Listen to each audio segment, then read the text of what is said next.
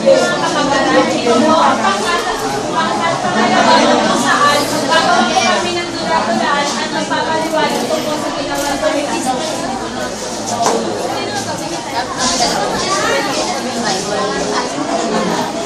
Ang gawaing moral ay hindi pilit, kaya huwag kang maghintay ng kapalit.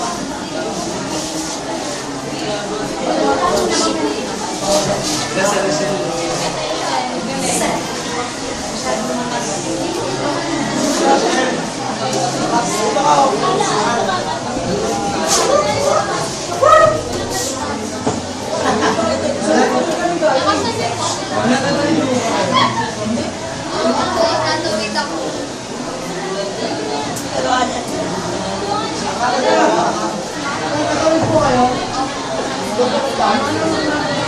Maraming salamat mga ako. Matanda ka. Akala ko dalaga. Kaya tinutulungan, di ba? Salamat.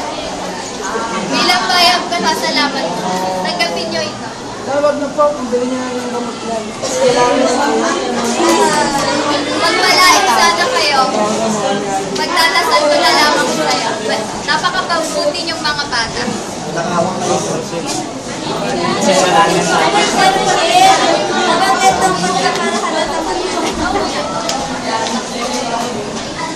Ano po, yung slogan po namin, about po siya sa gawain moral. Pag sinabi po natin gawain moral, yun po yung mga bagay na ginagawa na mabuting gawain or magbungkani ng isang tao. Sabi dito, yung gawain moral ay hindi pilit. Hindi pilit po yung gumagawa ka po ng mabuti or mga bagay na hindi ka pinipilit or bukal sa loob mo na gawin yung isang bagay na yun. Yan. Tapos, kaya huwag kang maghihintay ng kapalit.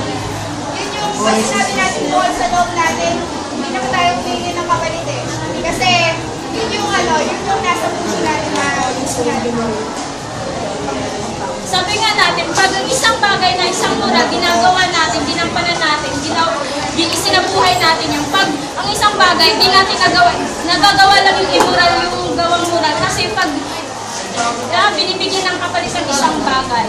Tapos yung kasi pag gumawa tayo ng mabuti, ang Diyos na ang gaganti sa atin, sa ating mga paggawa. Ayun po, ang aling po, diba, ang gawain mo lang ay hindi pilit, kaya huwag kang naghintay ng kapalit.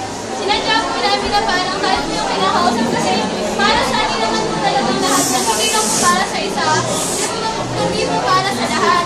Tapos po, sabi po hindi pilit, lahat po tayo, may choice po tayo ng mga halaman. Choice po natin kung tutulong tayo at choice din po natin kung hihingi po tayo ng kapalit. Pero po, masalam po natin yung tama na mas maganda po pag humingi po ng kapalit kasi po, mas nagiging totoo po yung gawain ko lang natin na nasasalitan po ng gawain spiritual. Saka po, kahit po maliit man po yan o malaki, basta po mahal po sa puso yung pagtulong nyo. Yung Diyos na po yung makikita po yun ng Diyos, papahalagahan po yun ng Diyos, para po sa Diyos, nakapagin po na po kayo ng kayamanan niyo sa langit.